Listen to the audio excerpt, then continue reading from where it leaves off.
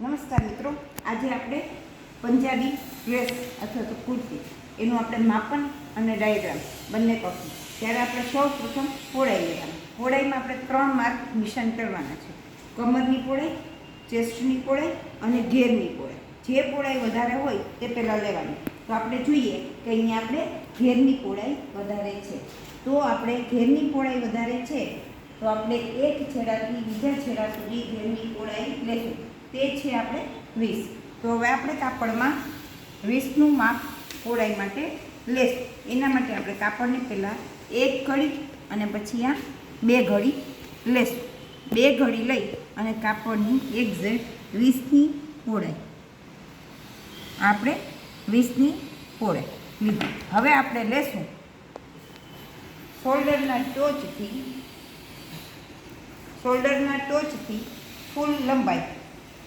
ફૂલ લંબાઈમાં આપણે લેશું. ત્યારે આપણે જોઈએ કે ફૂલ લંબાઈ કેટલી છે, તો કે 37. ત્યારે આપણે ફૂલ લંબાઈ લેવાની છે કડી બાજુથી 37. 37માં 2 ઉમેરશું, 39. હવે આપણે લેશું ફૂલ શોલ્ડર. ફૂલ શોલ્ડર માટે ઘણી વખત હું તમને કહું છું કઈ રીતે લેવાનું. અહીંયા આપણા શોલ્ડરના પોઈન્ટ હોય છે. એ પોઈન્ટથી પેરેલલ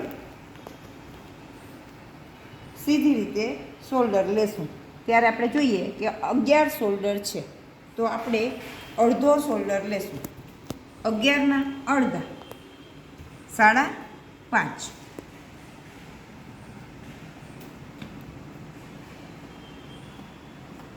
5.5 ફૂલ શોલ્ડર લીધું. હવે આપણે લેશું ખભો. તો ખભો આપણે નેક સાઈડથી સ્લીવ સાઈડ લેશું. કેટલો છે? 4.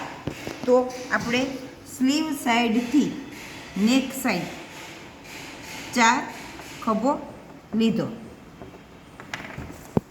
પછી આપણે લેશું નેક. આગળનું નેક 4.5. પાછળનું નેક 2.5. પાછળનું નેક 2.5. આગળનું નેક 4.5. હવે અહીંયા સ્ટ્રેટ લાઈન ડ્રો કરશું. આ આપણા પાછળના નેક માટેનું નિશાન છે, આ આપણા આગળના નેક માટેનું નિશાન છે. હવે માઇનર શોલ્ડરમાં માઇનર 1/2 ઇંચનો આપણે ત્રાસ આપશું, જે આપણા શોલ્ડરના લેવલને બોડી સાથે જકડી રાખે તે માટે. હવે આપણે લેશું બાયસેપ. શોલ્ડરના કોર્નરથી સ્ટ્રેટમાં આ રીતે આપણે માપ લઈશું. જોઈએ છીએ 5 છે શોલ્ડર આપણો, બાયસેપ આપણો 5. આ આપણો 5નું બાયસેપ. સ્ટ્રેટ લાઈન કરશું અને આપણી જે ચેસ્ટની પહોળાઈ છે તે લેશું. આપણી ચેસ્ટની પહોળાઈ 28 છે. 28 ને 2 30.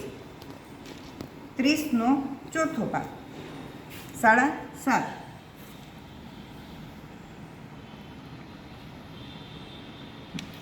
એમનો ટુકડો લઈ લઉં છું. ઓકે, આ આપણી 7.5નો ચેસ્ટની પહોળાઈ, આપણી પહોળાઈ. હવે અહીંયાથી આપણે કટ બાયસેપ માટે આપશું. આ બાયસેપ આપણો. પછી આપણે આ છે એ પાછળના બાયસેપ માટેનો છે, આ અંદરનો છે તે આપણે આગળના બાયસેપ માટેનો છે. પછી આવશે કમરની પહોળાઈ. કમરની પહોળાઈ છે આપણે 26. 26નો ચોથો ભાગ લેશું અને પછી આવશે કમરની લંબાઈ. કમરની લંબાઈ છે 13. શોલ્ડરથી કમરની લંબાઈ 13.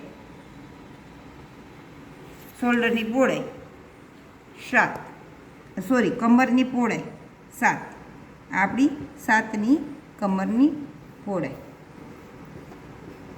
હવે આવશે ફૂલ લેન્થ. ફૂલ લેન્થ આપણી કેટલી દીધી આપણે? 37. તો આ આપણી 37ની ફૂલ લેન્થ.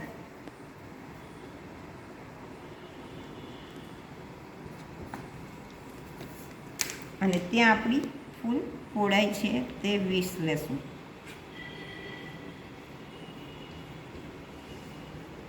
હવે આપશું શેપ. ગળાનો શેપ પાછળનો,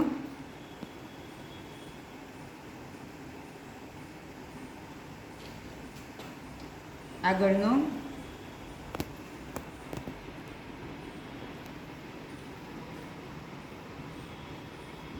અને પછી આપણે ડ્રેસનો શેપ.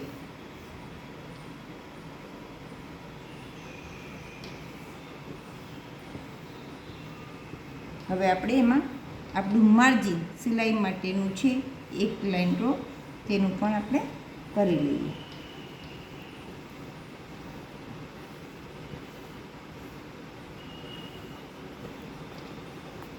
આપણી કુર્તીનું કટિંગ. હવે આપણે સિઝર લેશું. હંમેશા પેલો શેપ હોય તે કટિંગ કરવાનો નિયમ છે. પેલો શેપ એટલે આવશે પાછળનું ગળું.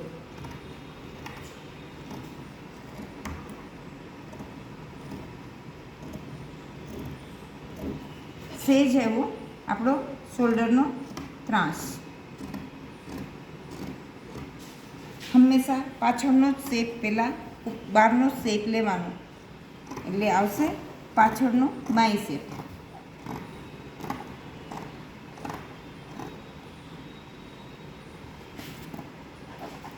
પછી સાઈડમાંથી આપણી જે સિલાઈ માર્જિન છે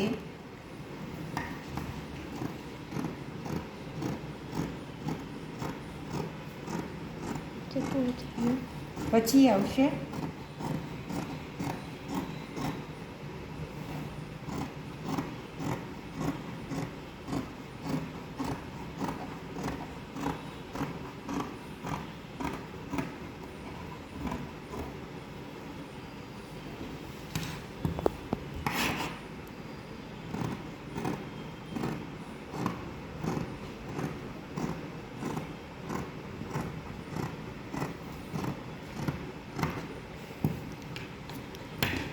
હવે જે છે તે આપણી પાસે આગળ અને પાછળના 2 ભાગ થયા છે. તો આપણે આ ભાગ છે તે પાછળનો આપણી પાસે રેડી થઈ ગયો છે. હવે આપણે ફરીથી જે રીતે આપણે બહારનું જ કટિંગ કરેલું હતું શેપનું, તે ફરીથી હવે આગળના ભાગ માટે અંદરના શેપનું કટિંગ કરશું. એ માટે ફર્સ્ટ ઓફ ઓલ નેક એટલે કે ગળાનું કટિંગ કરશું.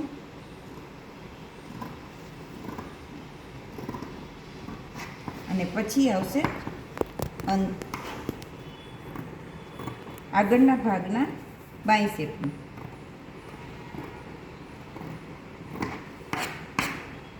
મિત્રો, આ રીતે આપણે જોઈ શકીએ છીએ કે આપણો પાછળનો ભાગ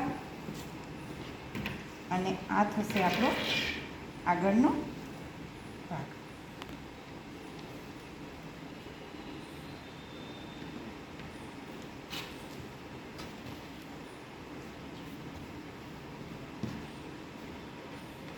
આ થઈ ગયું આપણું કુર્તીનું કટિંગ. હવે નેક્સ્ટ વિડીયોમાં આપણે તેને સ્ટિચિંગ કરતાં શીખશું.